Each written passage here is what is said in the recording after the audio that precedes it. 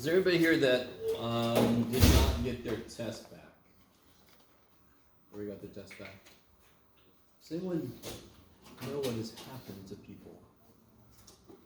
It's like there's a sickness spreading. Oh yeah? Okay. Keep it to yourselves. Please, thank you. So everybody got their test back who's here, right? And everybody must have gotten one of these then. So we gave these out last time? Okay. We finished this side last time. Hey, there we go.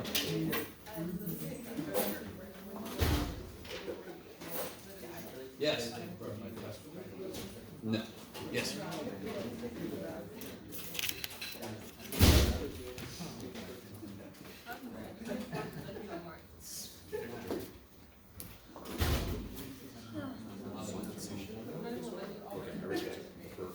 Your stuff there might not be quite everything, but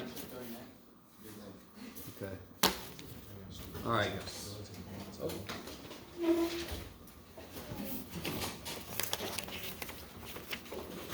With that, sure. If I would have just waited like 2 minutes. All right, guys, let me check in again. I've had several people just come in. Did anyone not get their test back yet? Who's here right now? If you're not here right now, don't tell me anything. And everybody's got this from last time, yeah? This handout? Okay. So, last time we got into section 14.7.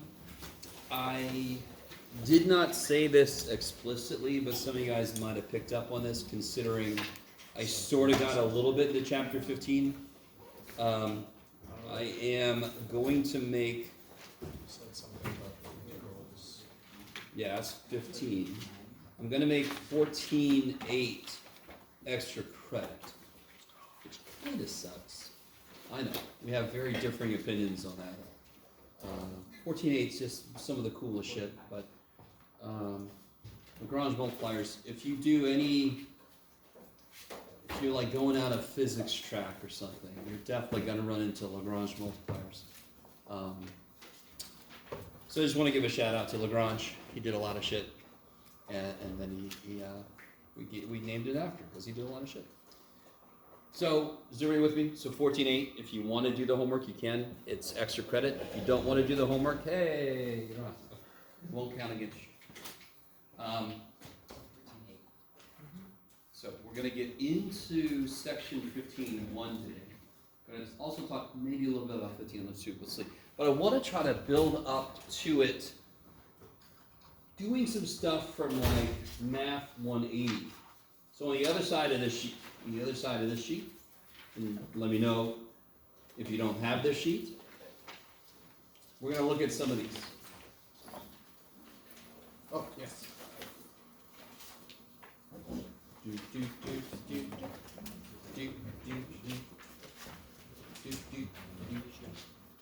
Anybody else need one of those?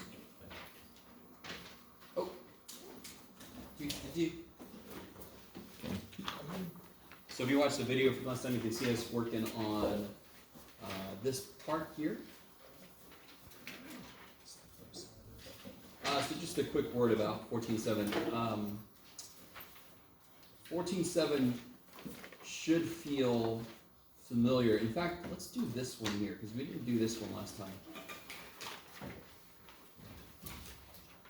This one, of course, for those of you that weren't here yesterday, I'm going to go ahead and do the freakiest one on here. You need one? All right, that's it. Nobody gets in. Okay.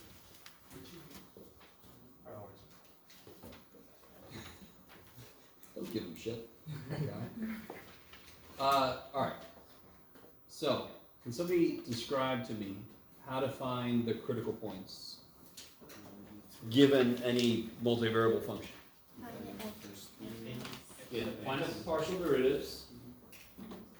Set them either equal to each other or to zero. No, careful.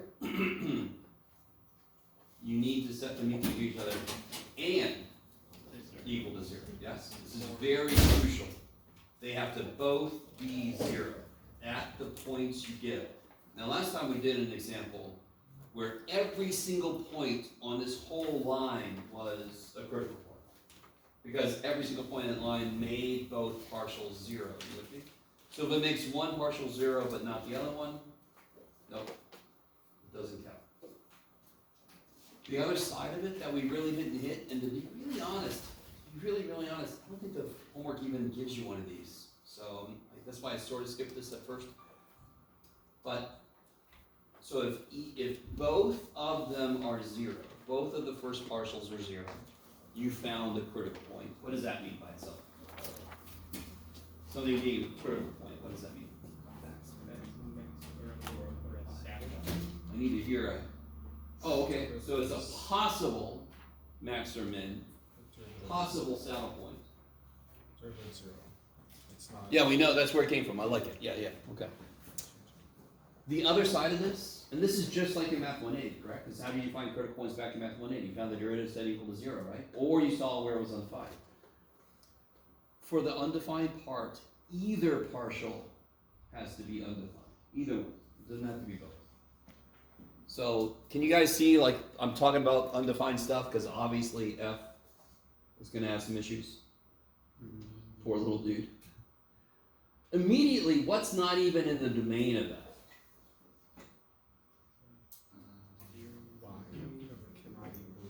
Good, y can't be 0. And x and y cannot be, let me see if you guys are cool with this. What makes the square root freak out? Well, what makes x over y freak out if the bottom is 0? Yes? What makes the square root freak out? It's negative. If the inside is negative. X and Y have to be the same sign. Yes, x and y have to be the same sign. So can anyone tell me which quadrants would represent the domain of this function? First and third. Yeah, the first and third. And I would eliminate the y equals 0, which is the what axis? X-axis. Yes? Is it alright? Does everything I said just now make sense? So this function has issues. Poor little dude. I'm like, I can really. Sure. So we already know going in, it's got certain things that won't work anyway. Well, how can I rewrite this damn thing? Because I'm about to take partials, and I don't want to work with this. Yeah, so I'm going to rewrite it all the way down. It would be x to the 1/2 times y to the -1. Now that is the ultimate best way for that to be. Right? What's the partial with respect to x?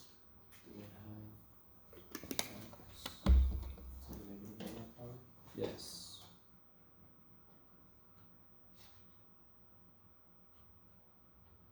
And of course, this will stay the same, right? Because that guy's just the constant coming for the ride. And what, I'm sorry, fx. And what's fy?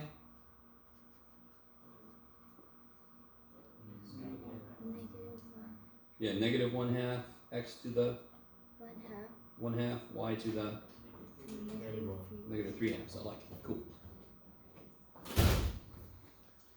So we already know. All right. So just looking at those partials, does anything make either one 0? Let's just start there. No. If x is 0, that would make fy 0. Are you with me? All right. Now, does anything make both of them 0 at the same time? Why is the answer no? What is, if I make x 0, what is fx? Undefined. Kick ass. Now, does anything make, oh, this is an easy answer. Does anything make either one of them undefined? What? Y equals 0? X equals 0. What's wrong with y equals 0? I mean, why can't it even, is that even something that could happen for my function? You guys with me? So why is that not a set of critical points? Because my function doesn't even exist there at all. You with me? But what about the other one? So, does x equals 0 make either one of these undefined? Yes. So x equals 0 makes that one undefined. So every point that is in my domain where the x piece is 0 would make this thing undefined. So those are all possible locations of critical points.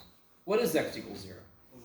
The y-axis. So everything on the y-axis that is in my domain is the location of a critical point. Let me stop for a minute. And sorry? Everything not, but everything except the origin? Yeah, because the origin is on the x-axis that we had to throw out. Yeah. So everything on the y-axis except the origin. Let me come back at this again. You're all cool, we throw y equals 0 out from the beginning, right? So even if that comes up for some reason later, we're like, get out, you're not even thinking. Get out. X equals 0 makes one of those undefined. And it is allowed. It is completely allowed. And x equals 0 is the y-axis. So the only thing on that y-axis that I'm not allowed to even consider is, like you said, the origin. Because y equals 0 at the origin, and I threw all those out. So where are the critical points? Every point on the y-axis except the origin. Yeah, is that all right? Is that okay? No, those are critical. Critical points are possible maxes and mins. Yeah.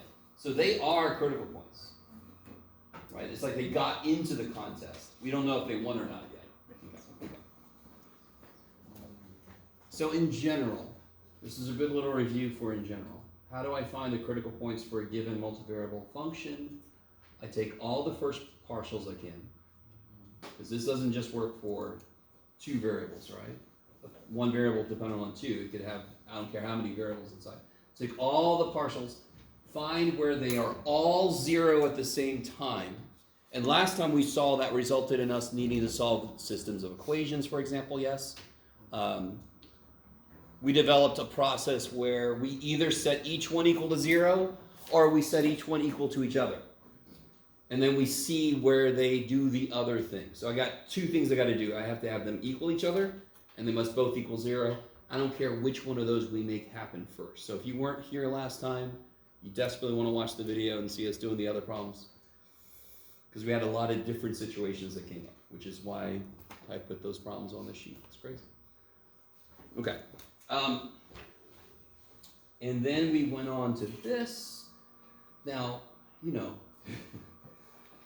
the nice thing with 281 is there's a lot of analogies you can make with 180. The immediate thing is, since we are able to go in all these different directions, and I'm using the whole XY plane, just about every process, even though it's analogous, is going to be worse. Yes? So what's one good way to determine if a critical number is a max or min from 180? Second derivative test.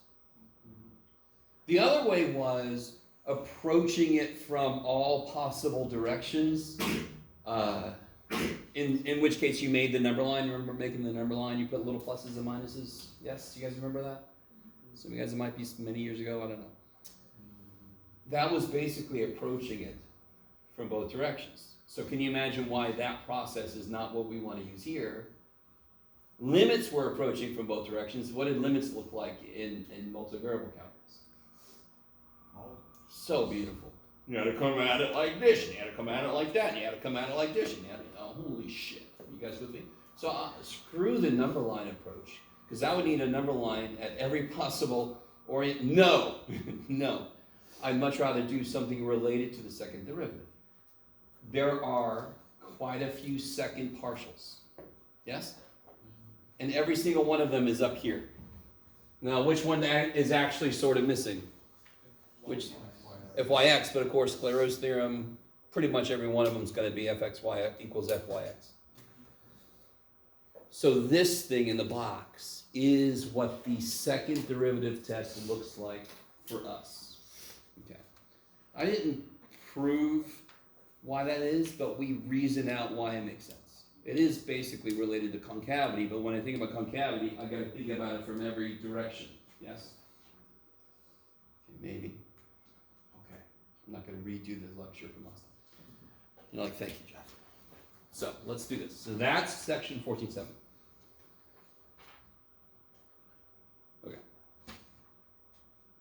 highly recommend you try some of those out as soon as you can. So let's look at this. Can you guys, we're not going to do it this way, but if I wanted you to find the area between those two, and of course, being a math person, I'm about to say something that might sound weird, but to you guys, you're in Calc 3, between those two curves, yes? What are the two curves? For that first problem, y equals x plus 4, y equals 2x. So for a math person, those are straight curves.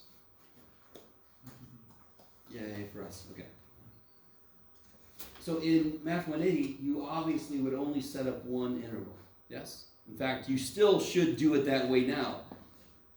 There is an element I'm not bringing in yet, because I want to focus on the first hurdle we're going to have, and I'm going to do that without bringing in the other elements. So obviously this is the xy plane, correct? So what element are these problems missing? It's the function that actually lives over that region, yes? So I'm going to start this problem off with the first thing we're going to hit, which is how do I set up my limits for double integrals? Okay. So I desperately, let me see. Okay. Can somebody tell me what if you want to define this region to somebody and you're not allowed to draw it? One way you could say it is, as x goes from where to where?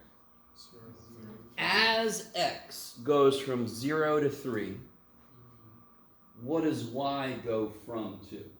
0. No, see, so real quick. Okay, this is perfect. Okay. This is true. And you'll see why I want to focus just on this. Hold on. Arg. Sorry, John. You can draw. All right.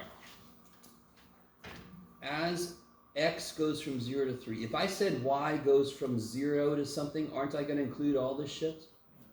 All right, so do you see what I mean?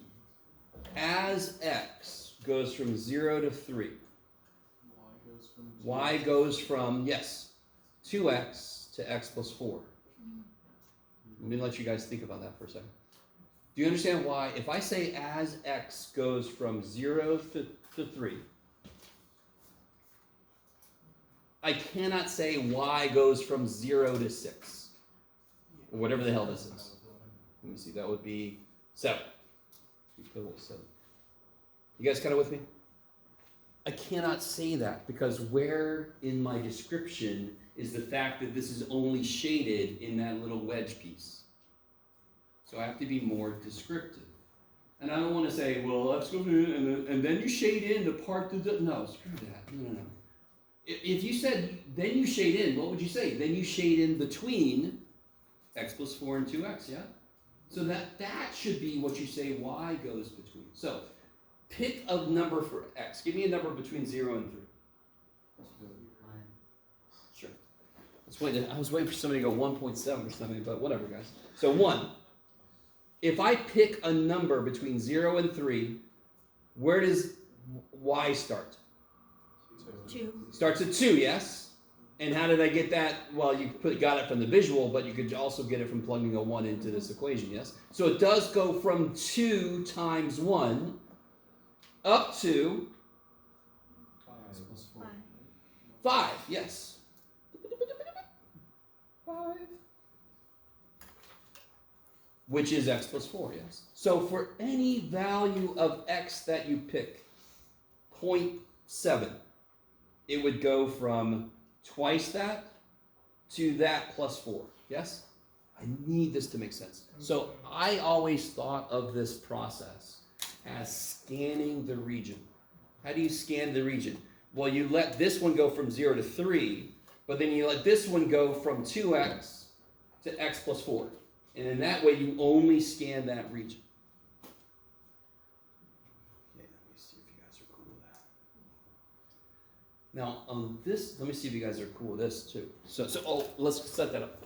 So as x goes from 0 to 3, y goes from 2x to x plus 4. So what would this look like as a double integral? So let me ask you this. Okay.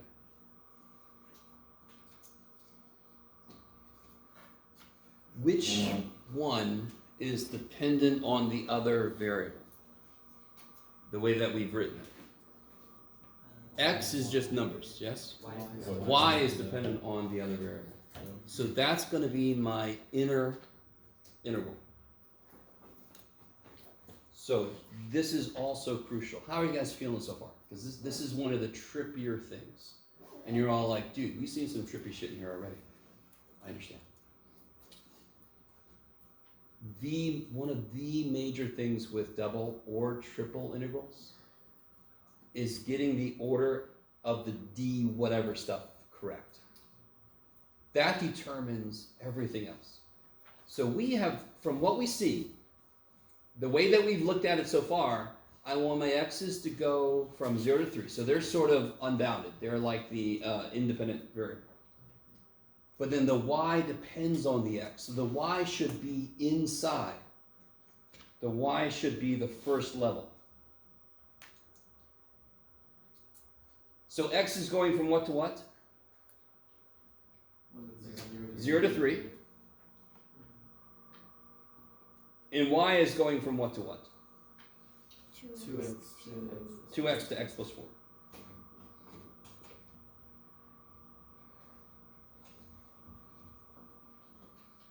Now, real quick, let me see if you guys cool this. I kind of, there's several things I have to explain, but if all right. Let's just do this. I think I want to do this. Let's integrate this. What's inside?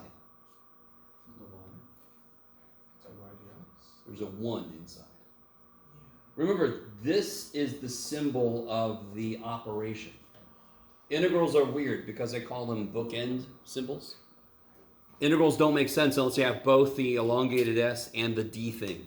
Together they make the symbol. So dy dx is not inside. Dy dx explains what the inside is, yes? So because it's in 2D, it's going to be 1. Yes. So if it was in So- 3D, you'd be the Z, then you'd be the Yeah. Yeah. I'm trying to figure out which way I want to explain this because I want to. You're fine. Real quick. How would you set this integral up in Math 180? And by the way, we're not going to be doing this problem because I wouldn't do this problem this way. You with me? There's no way in shit. Why the hell would I do this problem like this? Yes? So like I told you, I am leaving one crucial element out of this, and that is the Z stuff. So that's going to come in next. So right now I just want to focus on exactly the kind of thing we just did. In Math 180, I would have just done this. Top minus bottom, yes? Is that cool? Now, x goes from 0 to 3. What's this? Isn't that the y shit? Is there anything inside that has to do with x? I need you to really understand. You guys just agree with me. This is the y shit, yes? So is there anything inside that's related to x? I don't know if you guys are really with me or not. No, there isn't. To be honest, there's a 1 times this shit. So if I take, I really want this to be, so this is the x stuff here, yes? X, x. This is y, yes? If I take that out and put it on the second integral here, then what's left inside is just freaking 1. Just the 1. Okay. And we'll talk about the geometrical interpretation of that in a minute. Okay. But you're there. So there's a 1 inside. Jeff, there's a 1 inside. Can somebody integrate? And by the way, here's how you literally look at this. That's the integral inside, so I want to do that first. And then whatever I get for that, I tack it with this. Does it make sense that most of the time, my outer integral should have purely number limits? Because if my outer integral had functional limits, my answer won't be a number. And normally we'll want our answer to be an area. Yes? Yes. Do we choose whatever is the outer and whatever is the inner? We choose based on which way it's easier to define what's going on. Okay. So I'm going to redo this first problem the other way and show you very quickly you don't want to do it that way. So what Stan is saying is, what if I wanted it to be dx dy? So I wanted the integral inside to be about x. We're going to try it, and I'm going to see it sucks. Okay. Okay, how you guys doing so far? I've given you hints about where this is going, but in terms of just what we've done so far, x goes from 0 to 3, y goes from 2x to x plus 4. You can set those up. Yes? Now what's the integral of 1 dy? 1. So 1 and 0. And that's going from what to what? X plus 4 2x 2x to x plus 4. So what I did, what is all this here? That is the integral of 1 dy, yes? So again, if you just cover these, that's just asking you to do an integral. And did I do the integral? Yeah, I did. I just have this other shit on the outside, yeah? Yes? So I know you've explained it already, but where does the 1 in the inside come from again? See. Up here, when you set this problem up, this is what x is doing, correct? And then inside, you put what y is doing. It's contained between x plus 4 and minus 2x, yes? So what is inside this that relates to that specifically? Just a 1, just the multiple of 1. So if I take this and put it in the limits, I'm left with that 1. Okay. Now again, this is my approach to explaining this process one thing at a time. What's going to go in here for us is going to be a function of x and y. Because in Math 180, what did you integrate? What went into an integral dx? A function of x. And then you found the area below that line, yes? So what's going to happen for us? I'm going to have an f of xy. What's a nice way to describe f of xy? It's a ceiling or a tent. I always think about a tent, like it's a covering over the xy plane, yes? So it's this wavy thing on top, yes? So if I double integrate that, meaning I'm going to analyze inside, I'm going to go along the x direction, dx, and I'm going to go along the y direction, dy, and if I scan the entire region, I'm going to get the volume under the damn thing. Yes? So here's the other way to look at why there's a 1 inside. If I find the area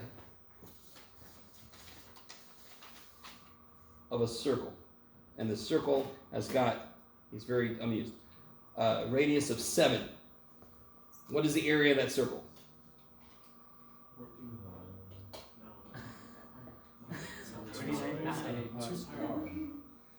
That's circumference. I know. Isn't it 49? Pi's are round, but for us, for this formula, pi r, no? Pi r square? Okay. So this is 49 pi. You with me? You with me? I'm sorry. I didn't hear you, bro. You gotta say it like this. So listen, what if I have like a coin with thickness 1? Yes? And I've got this radius is 7. What will its volume be? Freaking 49 pi. Because it would be 49 pi times 1, yes? So if I make my ceiling 1 unit up from my surface, the integral will actually just be what the area would have been. So that's like 280 pretending like it's 180, which is really what I'm trying to do with this sheet. Does everybody kind of get that? Okay. Yes? So I guess after when we go into this, when the ceiling is not going to be fully flat, would we just put another integral inside of this too? No. For this We will get to triple integrals. But we only need double integrals if we're talking about one step up from 180, which is what most of our class is one step up from 180. Now we have hinted at higher, I know it's 2 steps up, but in terms of what we're doing, it's 1 literal dimension up, yes? So when we're doing double integrals, the function inside is going to be a function of both x and y. So that's why in 180, what was our functions almost always a function of? X. So when it set up an integral, it was dx. What is our function a function of now? x and y. So of course I need integral dy dx or dx dy because I've got to think about both freaking directions, yes? A beautiful other example about it feels a lot like 180, just worse. Or in my mind, better or more interesting, but I don't know what you guys think, which way you think. You're like a little of some, most of the other. Okay. Is everybody semi-cool what just happened here then? So we're, Yes? we're packaging the function of the plane inside the integral and to it. Yes, so officially this is z equals 1. Yeah. It's a height of 1 above the y equals x, the xy plane. Yeah. Okay. How do I evaluate this inside? So again, how do you integrate 1 dy? It's y and I have to evaluate it between the two. So what would this become? Evaluate it between these two, what would you get? X plus 4 minus 2x. And then of course we're back in 180, correct? Yeah. People in 180 would say, well, we're not doing that weird shit. Weird freaking Jeff, get out of here. We're gonna do this. Huh? Where does the Y come? Well, how do I plug this in? Oh, yeah. Now you start to really see why the outer integral will almost always be numerical, and the inner integrals can be variable dependent, the limits. Yes? That's crazy. Because at the end, see, y is going to get replaced with x. So then when I get done with the inside, I'm going to have only x dependence, yes? And then when I do the integral dx, I'm going to get a freaking number. Okay. How are we doing so far? So just a little insight into teaching. There's a lot involved here, and it's always a weird thing for me to figure out which angle to attack from first. And you guys are all like, what the fuck? So just, there's a lot to get out. So just slowly kind of take it in. And of course here, this is easy as shit, yes? Hopefully, yes? Yeah. 0 to 3, it'd be negative x plus 4. What's the integral? I almost don't care. I almost don't care. But I seem to be still doing it. What's happening? What's the integral in negative x? What is happening? Are you guys okay? Isn't it? Negative 1/2 x to the negative 1/2 x to the second power. 1 minus. What is happening?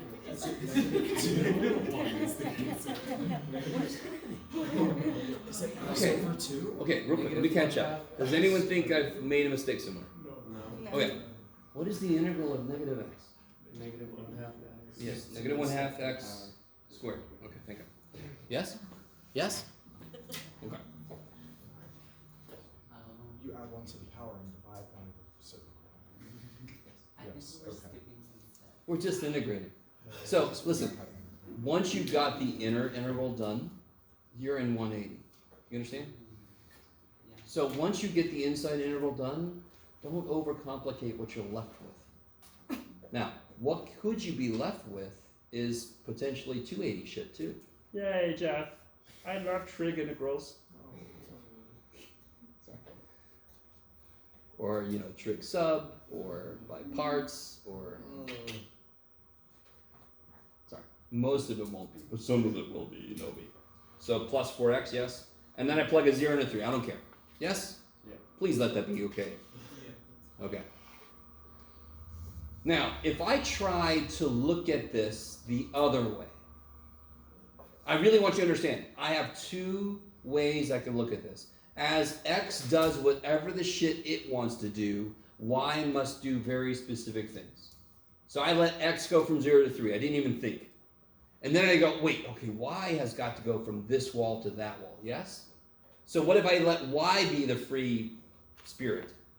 What does y go from to? 0 to 7, yes? You with me? But then what does x do? X goes from, you can do it. What is this? Every value of y I pick, x starts at, what is this? No, what is x equal in this? What's the value of x here? 0. Do you agree with me that no matter what y you pick, up until 4, x is going to start at 0, correct? Do you start to see why there's no way in shit I want to do it this way? Because wouldn't I need more than one interval? I want you to be with me. From here to here, x starts at 0, yes? And then where's it end?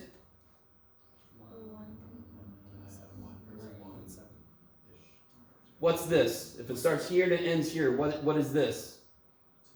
No. Y over 2. Kick ass. X goes from 0 to y over 2, yes? Yeah, like it? Sure. Now, real quick. You guys were so cool with y goes from 2x to x plus 4. Why does it make sense? Because what is 2x? Y. What is x plus 4? Another location of y, yes? If I'm saying, what is x doing? I need this to tell me what the shit x is. And how do I make this tell me what x is? Solve for x. So what does x do? Starts at 0, goes to y over 2. Yes? What's it do starting at 4? If I pick a value of y above 4, where does x start? Y minus 4, kick ass. Yes? And then it goes to what? Y over 2, kick ass. And then it gets even worse, because once I get to this point, it doesn't go to y over 2 anymore. It stops at freaking 3. Okay. If I choose to let x go from 0 to 3, then I only have one interval, because then y always goes from the lower wall to the upper wall. Do you guys see that? If I wanted to let y go from 0 to 7, that desperately sucks. I would need 3 double intervals. Because as I move, my x starts at a different place and ends potentially at a different place. So starting at 4, my x starts at a different place. Starting at, 6, my x ends at a different place. Do you guys? Okay, again, this is a lot. I need to start sowing the seeds of some problems won't matter. It won't care which way you do it. It'll work. A lot of problems, one way will be possible, or at least a lot easier than the other way. Let's try the next one. Okay. Man, sorry. I expend a lot of energy. Here.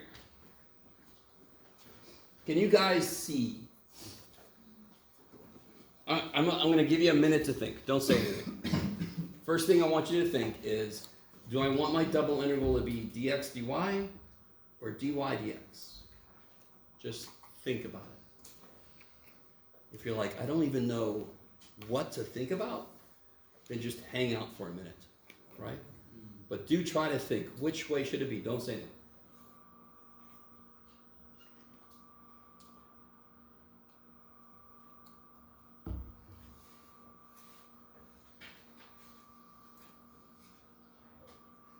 This should feel kind of familiar if you remember the fantastic stuff about volumes of revolution.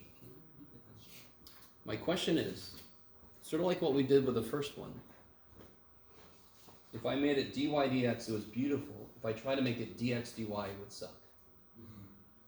So my question for this one is the same thing. Should I make it dy dx, or should I make it dx dy? So let me ask, does anybody have an answer? dy dx. Why do you think that should be dy dx? Because it's easier to do the top minus the bottom. That's the correct orientation. Yeah, because for any value of x, y, so any value of x you choose. Any value of x you choose, y always starts at one wall and ends at the other wall, always the same, yes? Do you guys see that? Do you guys see that? So if I let x go between numbers, any value of x, y always starts at this wall, which is defined, and ends at that wall, which is defined. What if I try to do that the other way around? What if I said y goes from 0 to 30? Does x always start at the one wall and end at the same other wall? No, here it starts here and goes there. Here it starts on the left side of this guy and ends on the right side of that guy. I don't want to do that. Yes? Would it be fair to say that both functions should be functions, in a sense? If we want to... Oh! Are you worried about solving this one for x, for example? Is that? No, you're just saying that, if the line goes through the same function twice, then it's going to be like very hard to do. Oh, I see what you mean. It's gonna be hard to do, but if I forced you to, you could. Yeah. Or, after we do some examples. Do you start to see the consideration to take? I could scan this, either saying x goes from -3 to 4, and then y goes from the parabola to the line. And that holds all the way through. Do you guys see that? If I say x goes from -3 to 4, any value of x you pick, if you try to let y always starts at this wall, ends at that wall. Starts at this wall, ends at this wall. Starts at this wall, ends at okay. If I try to let y go from 0 to 30 and I pick a value of y, if I pick this value of y, x starts at that and goes here. If I pick this value of y, x starts at that thing and goes to there. That tells me it would need at least 2 integrals.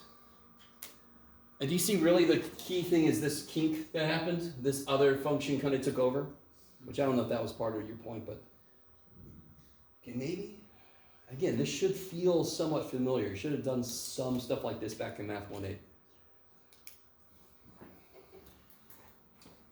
Okay, so I agree. We should do dy dx. So that means if I know it's dy, I don't know why I left so much room here because we're just going to put a 1 in there, Jeff. 1. Okay. So watch. This is how you keep yourself straight. That first integral, the limit should be what is doing, what x is doing. So you can always kind of like check yourself. Check yourself. Okay, so the outer one, what am I going to put on it? -3 to 4. So as x does that, y starts here and goes there. So y starts at 2x squared, and it goes to... Okay. And again, if you do the inside, you go back to what you would have done in Math 1.8. And let me remind you, we're not going to do it. In fact, you might see like 1 or 2 of these kind of problems. And what I mean by that is a problem you could have done in 180. We haven't introduced, I haven't shown you yet the 281 part of this. Okay, so the first consideration is it dy dx or dx dy, and then you figure out the limits based on that choice. Yes? How do you make the choice? Well, you go, which way has the least shit that I need? There's a kink there which tells me I don't want to do this. Bless you. Alright, so look at this one. Oh, I mean, we could integrate it, but I don't care. It's basically 180, so. Yeah, so why is it dx dy? Because that's what I want it to be. Because x is equal to something. Yeah, so if you pick a value of y, what does x do? Changes. If it's both walls, it's dependent. Say it one more time. X is dependent on y. Sure. So if you pick a value of y, x starts at this wall and it goes to this wall, yes? Yeah. What is this wall? Just Y 10. equals 10. X X equals equals 10, 10. yes. Now can you imagine if you try to do it the other way, for any value of x, y would start here, or what the shit is this? It would be negative square root of x minus 1, and this would be positive square root of x minus 1, and that would suck desperately.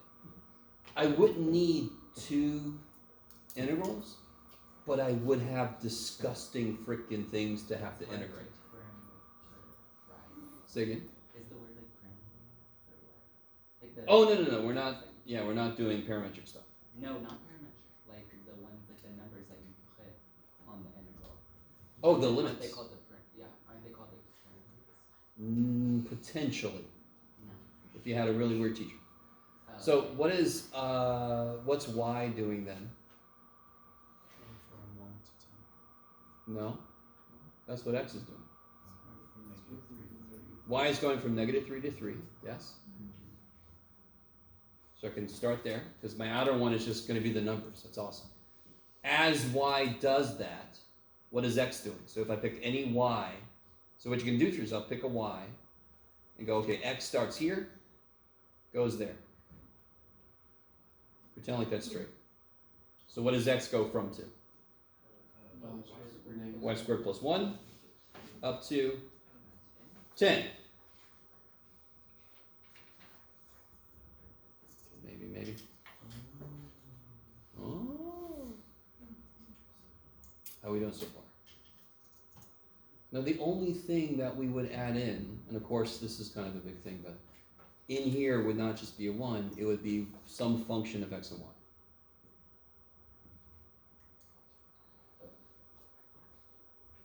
Alright, so what about this guy? Is there a way to avoid, well, alright, I'm gonna let you think about it.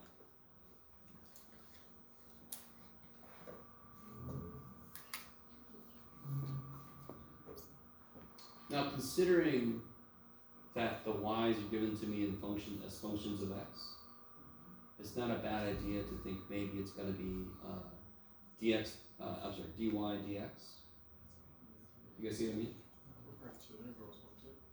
Two separate integrals. But would the other way avoid that? Can we just divide this triangle by 2? Yeah. Yeah, of course. Now, you'd have the fact that the slopes are that way, you'd have to kind of show me why it's symmetric. Mhm. Yeah. But, alright, I really want you guys, so, one way I could do this is as x goes from 0 to 6, what does y do? From 0 to But right here, what happens? Goes up and it goes down. 0 to Functions 6. change. So as x goes from 0 to 3, y goes from 0 to 2x, yes? Yes. So as x goes from 0 to 3, y would go from 0 to 2x. Is that cool? Now that's this part, yes? So what I'm trying to also show you is if you don't draw the picture, you're going to make some really simple mistakes. Plus, now with the other part, yes? As x goes from 3 to 6, what's y do? Zero to 12 minus 2. From 0 to 12 minus 2x. Yes. Now both of those intervals, even though they're double integrals, are easy as shit. Because the integral on the inside is 1, and then you just put the difference of the limits and blah, blah, blah. It's a 180 thing. You with me? So if you're upset that I'm not going to do that integration, oh well. Because it's just 180. But do you start to see what I mean by you scan the region? So I can either go, let x go this way, and then y has to be contained, or let y go this way, and then x has to be contained. That's my two choices, yes? Why does it go from 0 to 12 minus 2x and not from 6 minus 12 minus 2x? Do it again. Why does it, the second integral for the dy, why is the limit starts with 0, not with 6? So if I pick an x, let's say I pick this x, Okay. what does y go from? Y goes from 0, yes, from 0 to here. Yeah. There, that's why. Oh, That's how I determine, and that's why I mean by, if you don't sketch a graph of the region, okay. I don't quite understand you. Because you can give yourself concrete shit to look at if you do that. If I pick an x, what does y do? Starts here, goes there, sweet. I can see my limits. Yes? Maybe? Screw you, Jeff? Okay. So let's do this.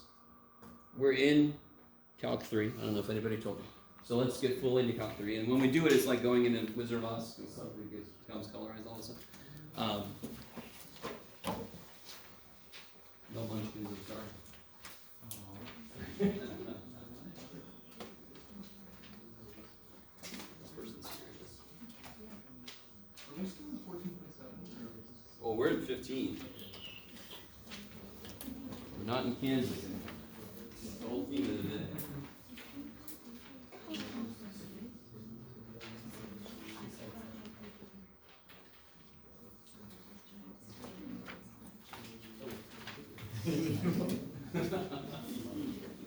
You're ready.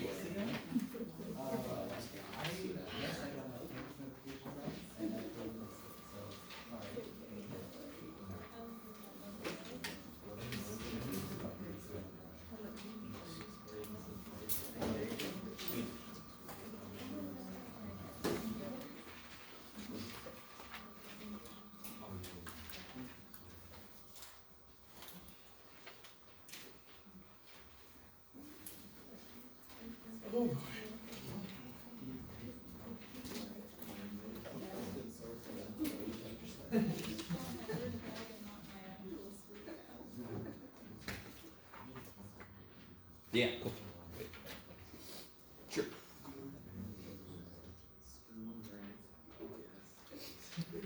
All right. So on these, I still haven't given you an explicit f of x, y, but do you see how it's in there now? The little r that's underneath is a quick way to say it's the double integral over a region, and the region obviously is in the a and b. It's the green part. That's the region. Yes. Okay. So if I only allow, just make sure everybody's looking. If I only allow inputs in those green regions, I'm integrating basically. If you kind of turn that, make it the floor. And you can see this on the floor. This big leaf. Yes. I'm going to find the volume under whatever the function looks like above it. I haven't given you what f of x, y is, but that would define, is it a flat plane? Is it a slanted plane? Is it a sinusoidal thing? You with me? But I would find the volume. It's exactly analogous to when I integrate a function, I get the area below it. If I integrate a surface, I get the volume below it. Okay, maybe. Okay, bless you. So on this first one, I like this first one. Okay, this one. Thank God. Do you notice how I have made sure that you understand and? Yes? So let's do this first one. Well, let's see. The way that I've given these, if you just leave those alone, which way would that lead to? dy dx, because then the functional dependence would be on the inside, yes?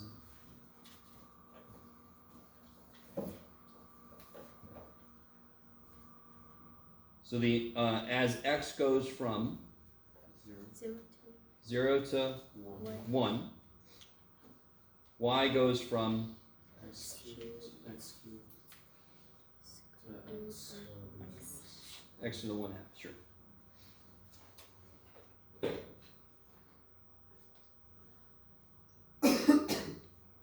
Now you guys write it the other way, dx dy.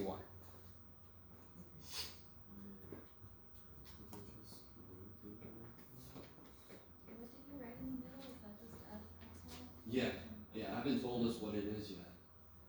That would define how far above the plane I go, right?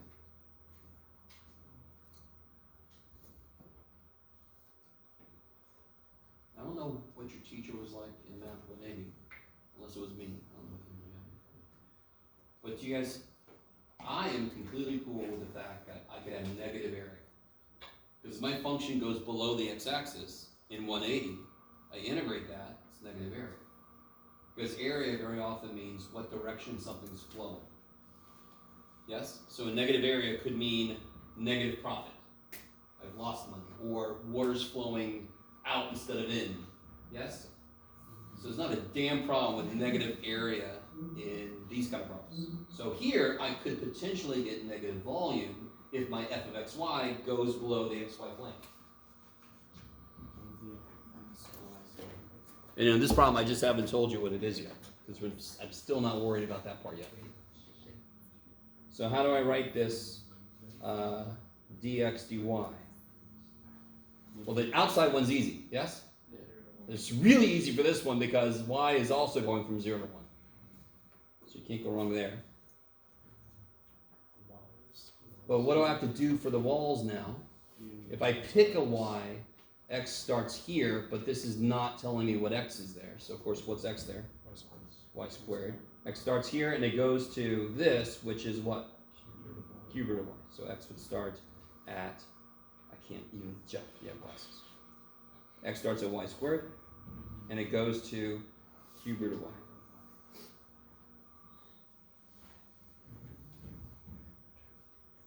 You guys starting to pick up on the things you have to be careful about, the considerations you have to make. If I choose to change my order of integration, I must therefore solve my functions for the other variable if they aren't already. You did this kind of stuff with solids of revolution because, and again, I don't mean to bring up anything traumatic if it was. But you guys remember solids of cylindrical shells, discs and washers, Unfortunately. right? If you wanted to do one method, you might have to switch if it was f of x or f of y, yes? Similar stuff. Just, you know, a little worse and a little better. We're not revolving anything. Yes, not yet. No, don't worry. No. All right. What's going to happen with this guy? You're gonna have to do No matter which way you do it, you're going to have two intervals. Yes? All right. Try to set one of them up. I don't care which one. So either the double with dy dx or the double with dx dy. It's up to you.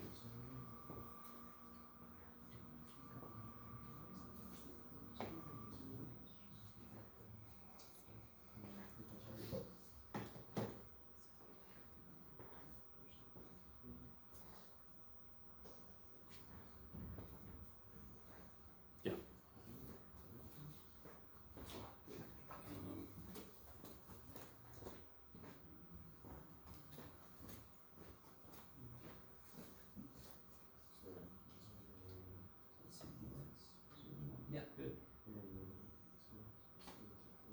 Good.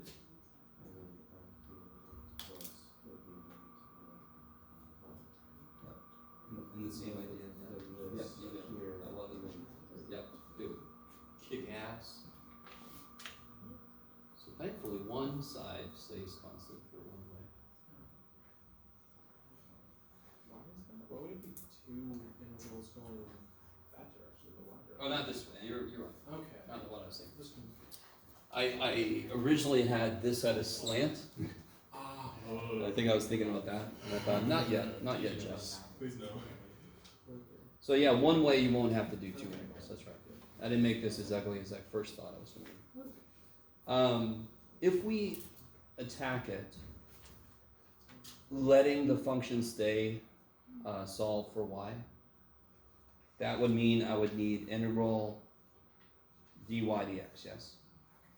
So if I leave it as a function of x, what is x doing? 0 to 1. 0, 1. Yes, I have to go from 0 to 1 because what y does depends on which side of 1 my x is. Yes. So the limits must change. So I cannot capture the full picture with one integral. So if I go from 0 to 1, you can literally just pick x value and say my y goes from this wall to that wall. So my y goes from Negative -2x plus 3 up to 3. 3. I won't.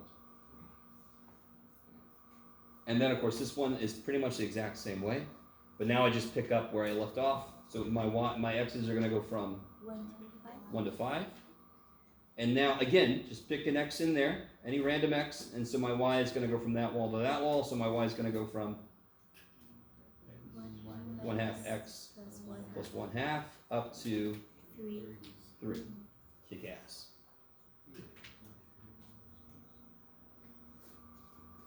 Now, when I do the other integral, I will just need one integral. One double integral, yes? So you might wonder why you would ever want to do this, and it actually depends on what this function is. And that really is number 2. We're going to get to number 2. Number 2 is highlighting that. Depending on what your integral is, what the f of x, y is, one way might be impossible, and you have to do the other way, no matter how kind of relatively ugly that way looks. It will always be out impossible, if itself is not impossible. So what about the other one? So I want to do dx dy. So what's the very first thing I should do up here? 1, 2, 3. I'm sorry. Oh, solve for In x. terms of that. Yeah, x would equal 2 plus 1. 2y minus minus 1. Oh, Is that cool? And then over here, this would be x equals negative 1. y minus 3, well, so it would be Divided by 1/2. over negative 2, so it'll be, no, that doesn't matter, Jeff, that's fine. Okay. We're not going to do this, so we're fine. That's one thing I have to do. If I want to switch my order of integration, I have to resolve my functions. This does not come into play with that, right?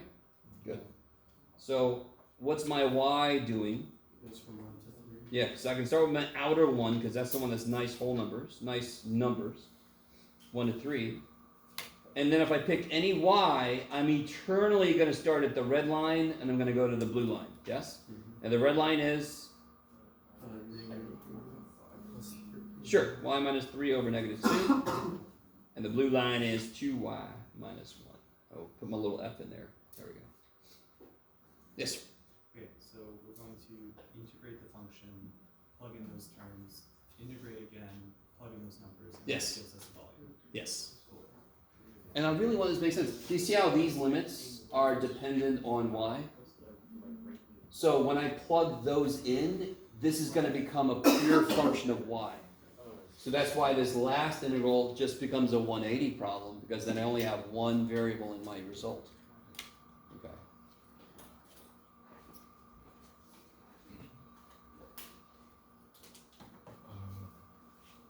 Yes? Oh, we could, yeah. This is not a bad plan. Yeah, let's take a 10-minute break. Everybody thank Jacob. Thank Jacob. Somebody's got to make this guy nice. Do you want one? Some of you guys should realize, yes, you do. But no, not yet.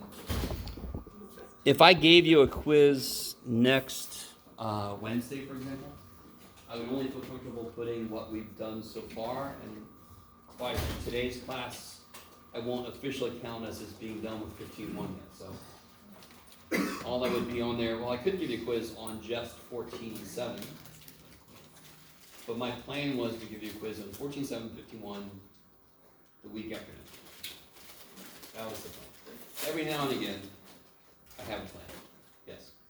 The 14.8 stuff, that's not like the previous chapter where it's like just apply, not the previous chapter. but Yeah, the it's actually 14.8 stuff is kind of like using stuff we talked about in a different way. But it also is like a little extra layer of new stuff. Got it. So, and it really, well, anyway, it was kind of optional from the beginning, but it's one of my favorite little things. But it had to go because we had to get back on track. So I won't make you suffer through my little pet interest. All right, guys. So looking at this one, what's the easier way to set it up? Can you guys see that now? Now, real quick, do you see how if I draw lines this way, Yeah. I'm always going between the same two walls, but if I draw lines this way, I have a place where I change, yes? So what that means is, this way would mean for certain values of x, so that would mean I want this to be what? dy dx.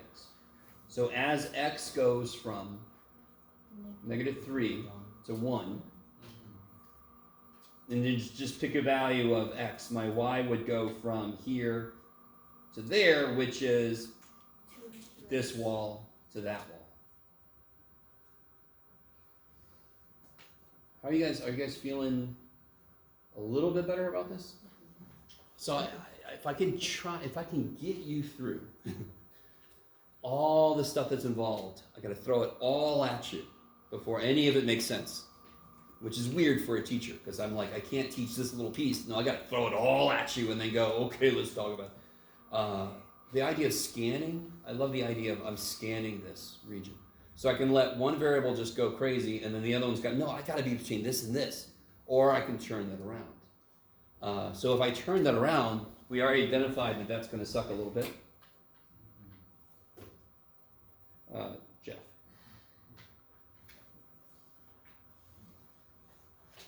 So this would be y is allowed to do, but why would y go from to?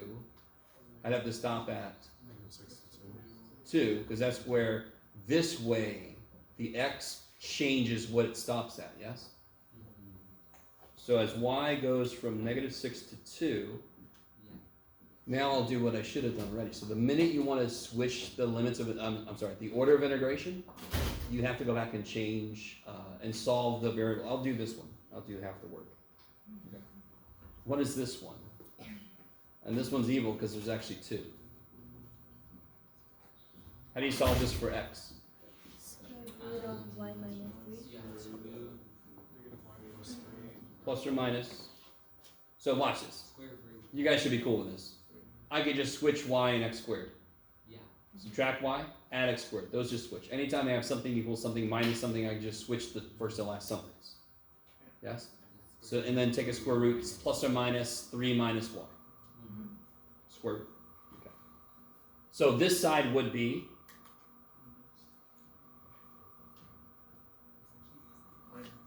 negative, square root of 3 minus y. And this side would be positive, square root of 3 minus y. Okay. Oh Lord, this looks like a football play. Sorry, there's a lot going on there. Okay.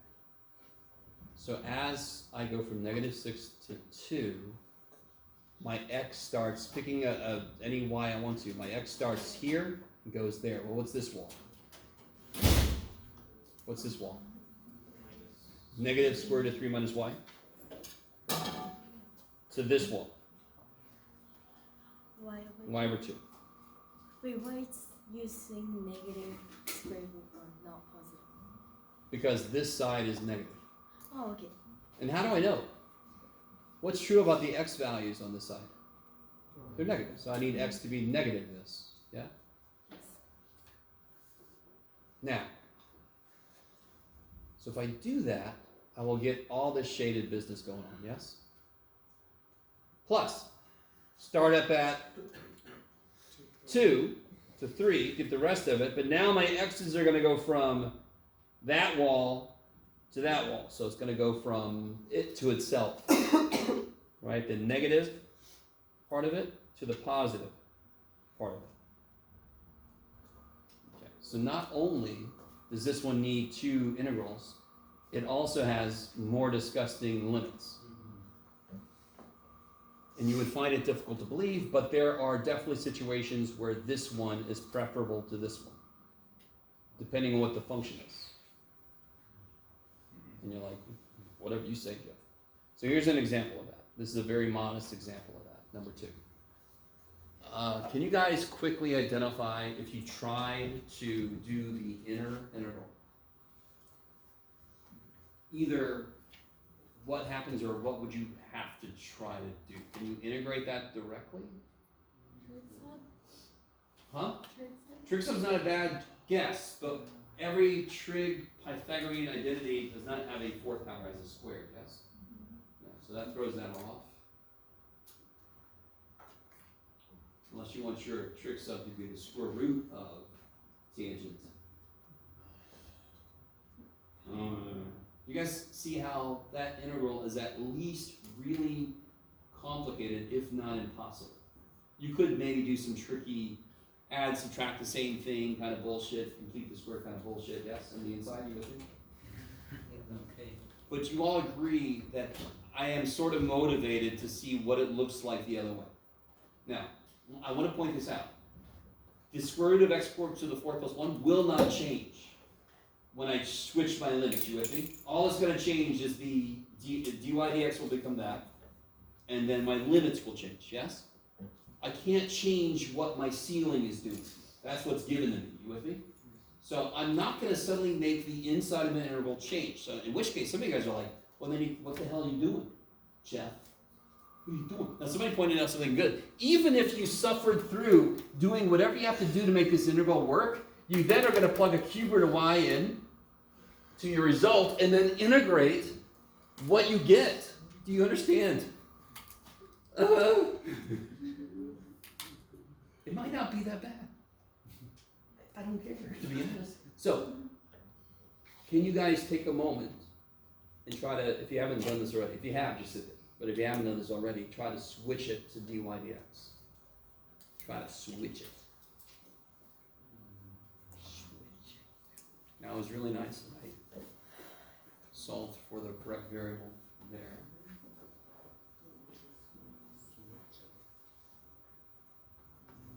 By the way, real quick, everybody agrees with what I have here? Yes? As y goes from 0 to 8, x goes from this wall, cubic of y, to 2, yes?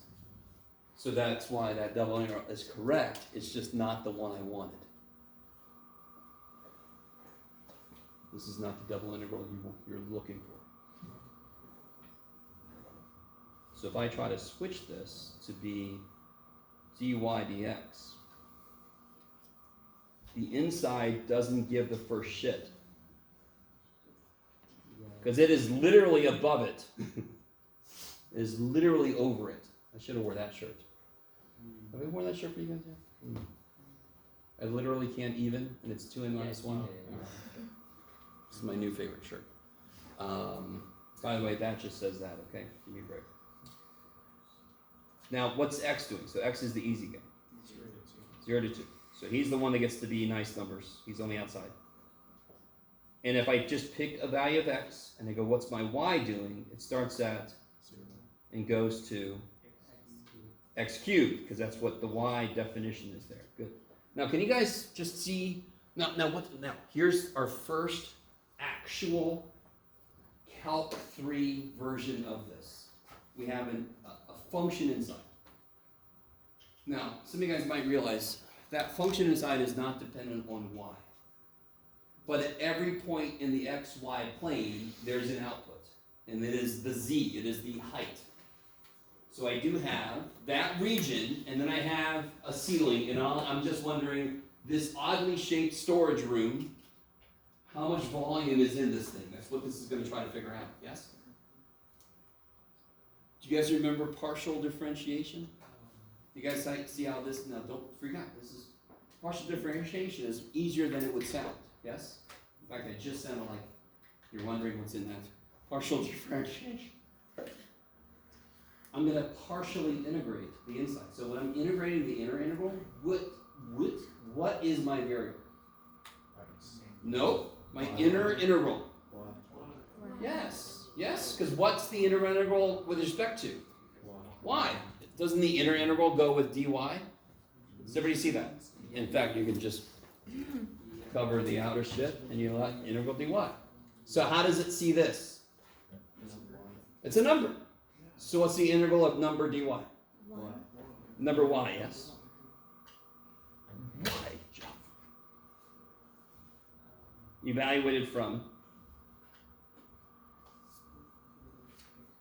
Do you guys, that's the definitely nowhere near as freaky as the other shit. Yes? Because you already are used to partial derivatives. You're already used to holding one variable constant. This is just the reverse of that. I'm integrating with respect to y. I'm seeing x as a constant. So what does that become then? This is too nice to believe, hopefully. You plug an x cubed in, and you get this. You plug a 0 in, and you get nothing. Now, what is that? Oh, that's a separate use of. That's the use of it. I know. Well, of course I made it to do this. In the real world, in the very real world, a lot of the integrals you would need to do are undoable by hand. So you have these brute numerical methods, is what it's called. So a whole class called numerical methods. It's all about creating software that will do things that you can't do by hand.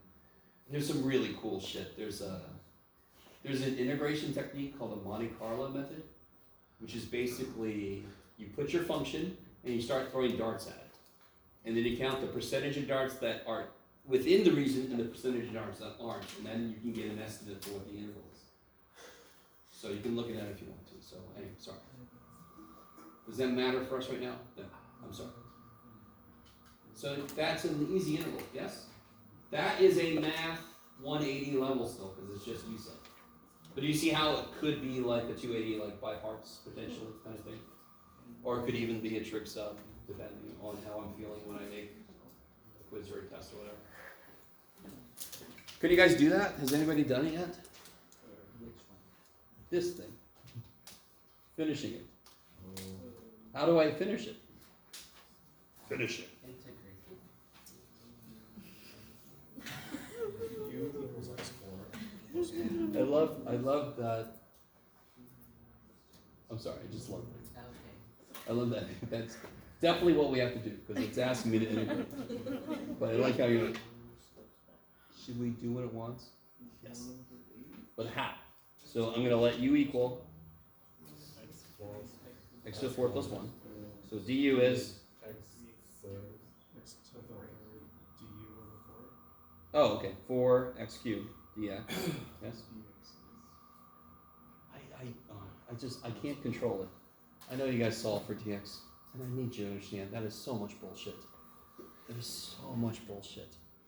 But it's not your fault. You've been shown that way. The reason it's bullshit is because u sub won't always work, but if you just solve for dx, in your brain, you're just going to throw shit in. And there's going to be another x left, and you're just going to go, I'm just going to do it. I'm sorry, I really hope you guys are understanding where I'm coming from. If you construct what you need, if you don't have the parts you need, u sub won't work. Do I have the parts I need? Yes. Can I make the part I don't have? Yes. U sub will work. If you solve for dx and throw it in, you think everything's u sub. And even if you have u's and x's, people just power through that shit. Are you guys kind of with me?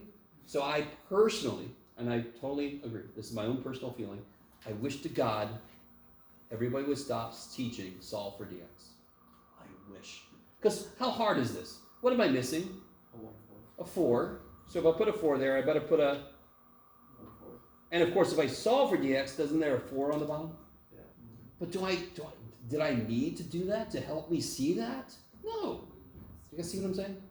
So it's as if this is so hard, we have to help you solve for this. No. Do you guys, I don't know if you guys are with me or not. If you're so used to doing it, keep doing it. You're fine. Especially because that's what you've been shown. And then what do the limits become? 17 and 1. When x is 0, u is 1. 1. Yeah, good. When x is 2, u is 17. We didn't make sense. You guys with me? It's 16. And the inside just becomes, good, u to the 1/2 du. And then that's easy, yes? 2/3 u to the 3/2, you plug shit in, you get a funky ass answer. Okay.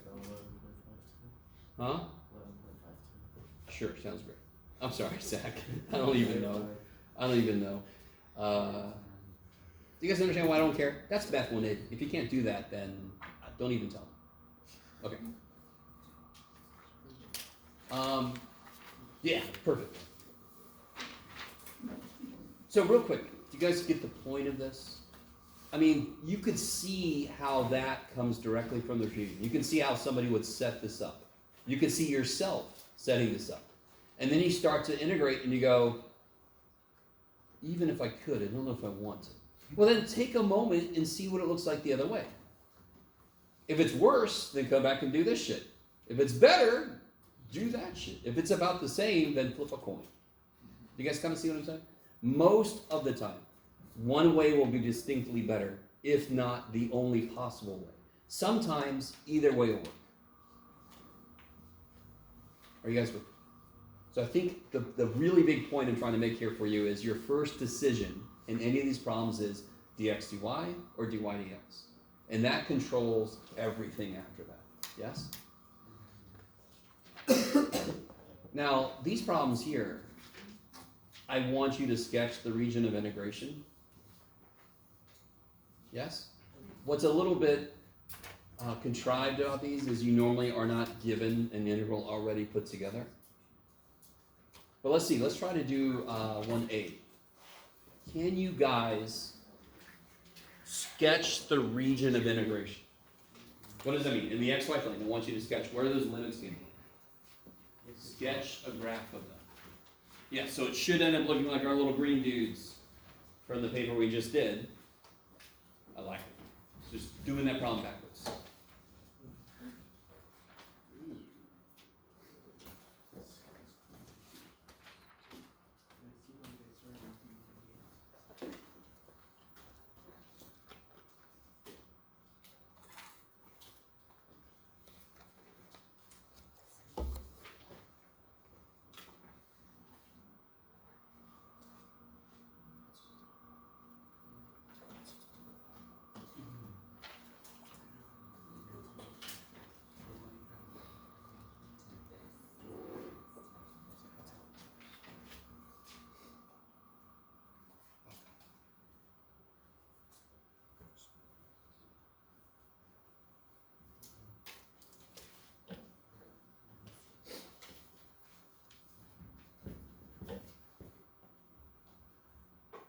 So which variable is going from 0 to 3?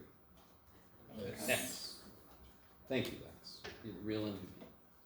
So all I have to do now, well, actually, let me ask you guys, how did you do the next step, anybody? Yes? Starting with the bottom, because that's gonna be the bottom line. Sure. I just, y equals x over 3, so for every 1. Oh, okay. I'm with you. That's beautiful. Tears. So then you can see the slope, and then the first one you can do the same way. Here's a more direct, practical way to do it. X has to go from 0 to 3, correct? And it doesn't change in the middle or anything. It's constant. In fact, the functions I'm talking about, the limits, are linear. Yes? So, the lower one is x over 3. So when x is 0, what is it? Oh, 0. 0, yes? When x is 3, what's this? 1. And then connect it with a line. I'm sorry, buddy. What you did was beautiful. But this is just a little more straightforward. When x is 0, what's this top one? 4. And when x is 3, what's the top one? 1. So there's my region. Yes? Now, you could see it's got a negative slope. You can still get the slope, you can graph it, but it's given to me the numbers I care about. I don't have to graph the whole line. So I could just plug in the extreme points. Are you guys kind of with me? Maybe? Okay. Now if I have to switch the order, what is this wall from what we know here? Y equals 4 minus x. If I'm about to switch the order of integration, I need to make it... Y plus 4. No, Sorry, never mind. I won't. 4 minus y. Yeah, so again, the old trick, just switch x and y. I got confused. And then down here, this is y equals x over 3, so it's also known as 3y. So if I want to switch the order of integration, It's not my x is going to go from, y goes from 0 to 1. I'm sorry, my y is going to go, I was looking at here. My y is going to go from, 0 to it's 4. going to try to go from 0 to 4, but of course you see an issue here, yes? So 0 to 1. So as y goes from 0 to 1, x goes from 0 to 3y. As y goes from 1 to 4, x goes from... Good. Now, so do you see the importance of sketching the damn graph, right? Even if I don't ask you to, dear God, why wouldn't you? Okay. Can you see is everybody cool with that one? And do you see how the idea of this kink that gave us trouble on 180, it's back again. If I see that, I know one way or the other I'm going to have a double integral somewhere if I try to do it both ways. Both ways? Okay. What's special about part B's region? There's no variables. There's no. Yeah, so what kind of shape is it? Square. X goes from negative 1 to 8, y goes from 2 to 7. Not a square. Not a triangle. Right. Don't worry, I can't laugh too much because I do the same thing. Look at this triangle, and I'm like, oh shit. Yes? Can you explain in a simple example again how you identified the limits on integration? Oh, on the rewrite? Yeah. Okay. So I know I'm going to switch it to dx dy. And I know my dy, I wanted to go from 0 to 4. But if I do that, my x is going to go between two different walls. So whenever you're like looking at the number, the variable is going to just be numbers. You kind of look sideways and, oh, there's a kink here. There's a change in wall. So that's where I have to kind of break it off into two. So from 0 to 1, every x is going to go from this wall to that wall, all the way up until 1. And then starting at 1, it's going to go from this wall to that wall instead. Is that better? Okay. Part B is, you know, give me a break. Part B kicks so much ass. Especially if you put your glasses on there. Negative 1 to 8, what's doing that? Why? Y. Jeff. Good Lord. Negative 1 to 8. And then what's X doing? 2 to 7. 2 to 7. Good Lord. So then my rectangle is going to look like what? So I can't start here and draw, can I? So yeah. So it's got to go up to 8, down to negative 1, and then over to 7. There's my rectangular region, yes? And then above that's going to be whatever shit f of x, y is, or potentially below, if it dips below. So if I want to change the limits, this is the one you want. Does anyone know what happens? You just switch the opening. Yeah, put negative 1 to 8 in there and 2 to 7. Okay, so you desperately hope for purely numerical limits. Because then you have a rectangular region. There's no variable dependence. You just literally switch the freaking limits directly. I don't have to redefine anything. Huh? Gonna give us some of those on the test. Maybe one. One with a really funky ass F in it. No. You know. Okay. What do we got? Yeah. Let's try. Let's do this. This one. Go ahead and do this. If you haven't done C yet. Did I turn you back on?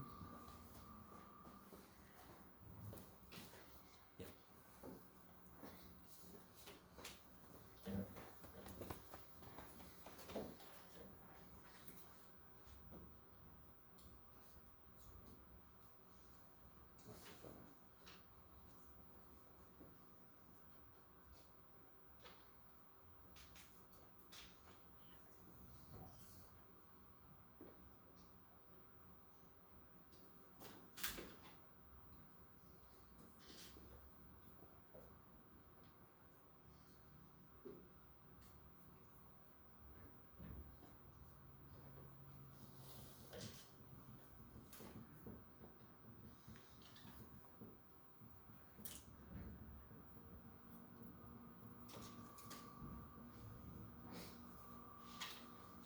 All right, so let me see. As y goes from 1 to 4,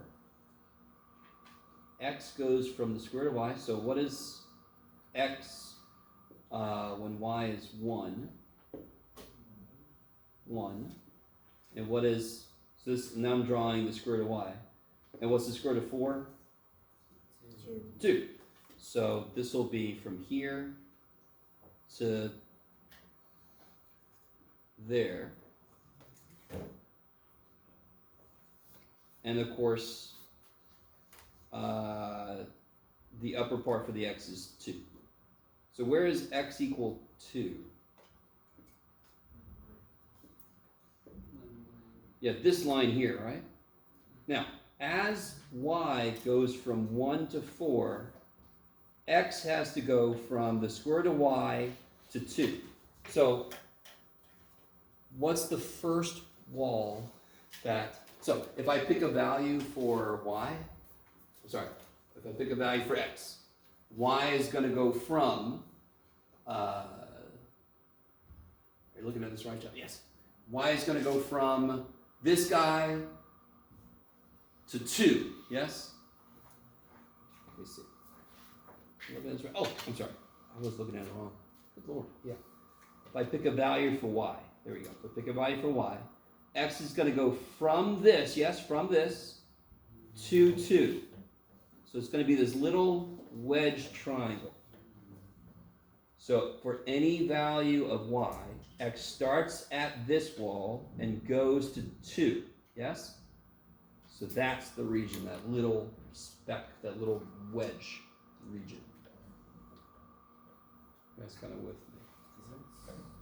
Supposed to be high. Is it supposed to be bigger? Yeah, it should be bigger. Oh yeah, I'm silly. Because of course, if y is 4, there we go.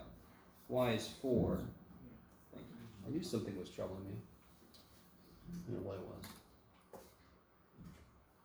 Now, if I want to switch the limits around, let me identify some of this. This, of course, is y equals square root of x. I'm sorry, x equals square root of y.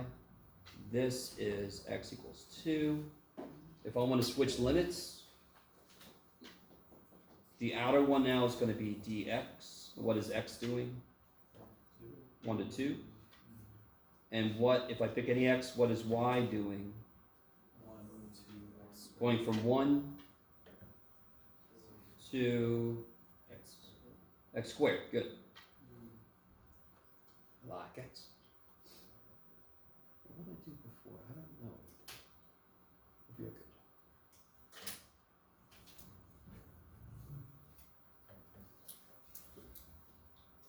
So this is what a majority of your problems are going to look like. I'm going to describe a region to you. First thing I would do if I was you would sketch that, yes? And then you figure out dy dx or dx dy, and then do everything we did today, right? So this would be a full-blown problem right here. Yeah, we got time. This would be our last problem we'll do, okay? 2A. Last problem we ever do. We're all going to die. So,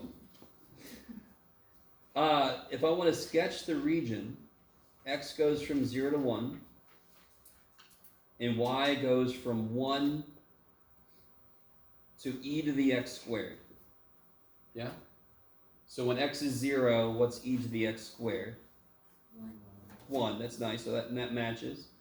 And when x is 1, what's this? E, which is like 2 instead of E. 7. Yeah, we'll just put an e there, just to make it easy. So as x goes from 0 to 1, y goes from 1 to that. Oh crap, there we go. So we get another little wedge. Now, do you guys see how I really don't want to solve y equals e to the x squared? I don't want to have to solve it for x. So kind of I'm rooting to let that stay. If I want to try to let that stay, can anyone tell what order I want the integration in? Yeah, dy dx, because that allows y to stay a function of x inside, yeah? So this one's pretty straightforward. It pretty much just tells you exactly what the hell's going on, right? X goes from 0 to 1. Y goes from, for any given x, y goes from 1 to e to the x squared. And what goes inside? X, good. So the very first step is going to be a lot like the one we did earlier. Because if you see e to the x squared in a calculus class, you should be concerned because you cannot integrate e to the x squared. It's one of the most fundamental transcendental functions. You can't do it. In 280, you guys learned Taylor series, in which case you were able to integrate e to the x squared to any arbitrary level of tolerance. I don't know if you guys remember this. Do you guys remember doing Taylor series for e to the x? Okay. I'm going to stop asking, or else I might start to cry. Because it's one of the coolest. Huh? I think we mainly did Maclaurin series. Oh, I'm sorry. Well, you're right. We gave both of them props. They're both the same stupid thing, just Taylor doesn't have to be 0, and Maclaurin has to be 0. So when I say Taylor series, that includes Maclaurin. Although Maclaurin kind of rolls over his grave like, give me props. Shut up, Maclaurin. So when I integrate the inside, what's going to happen with him? Yeah, nothing's going to happen to him. He's a constant, right? Okay. You could even take him out of that inner integral. I don't know why you want to, but you could. 0 to 1, xy from 1 to e to the x squared. And once I plug this stuff in for y, do you guys see how I end up with a function of x, and then I'm back in math 180? Yes? Actually, I think this is a math 280 problem, but yeah. Let's see. So I'll get 0 to 1, x e to the x squared minus, and when I plug a 1 in, for y, I get x. It's crazy. So this is just a math 180 problem, yeah. When I plug an e to the x squared in for y, I get this. When I plug a 1 in for y, I get this. Why is it not just 1? because it's x times y. Oh, okay, there you go. So when I plug a 1 in for y, I get x times 1, I get x. That's a u sub, Yeah. and that's a yay. Yes? Not a Kanye, but a yay, yay. It's celebration time. Okay. Anyway, so this would be u equals x squared, u equals 2x dx, blah, blah, blah, right? Yes? Wouldn't it be inside the parentheses? Ex squared minus x. What do you mean? Sorry. Like when you're unfolding y, wouldn't it be inside the parentheses? Well, you could do it like this, you could do it like that. Okay. But I just did x times that value y minus x times that value y. Yeah, either way, yeah, you're right. Okay. Is that okay? Sort of? So what I'm not going to do a ton of, I'm not going to make this integral like exceptionally weird because you've already gone through a lot at that point. You with me? In general, this could be whatever the hell it wants to be. Now notice I said what I'm not going to do a lot of. I didn't say I'm not going to do any of it. That's a good reaction. Okay. All right. Let's call it a day there. That's enough. Next time we'll finish up this worksheet. We'll get deeper into chapter 15. In case you missed it, 14.8 is extra credit, which I'm going to cry about, but it's going to be okay. I'm kind of struggle with that easy question. Where does 17 came from? Oh, when, where's the u sub step? Here. When x is 2, u is 2 to the 4th, 16 plus 1 is 17. So just changing the limits based on our substitution. Couple one. When x is 0, u is 0 plus 1, 1. Oh, I see. Thank you so much. Okay, it's been a long time since I've done the calc.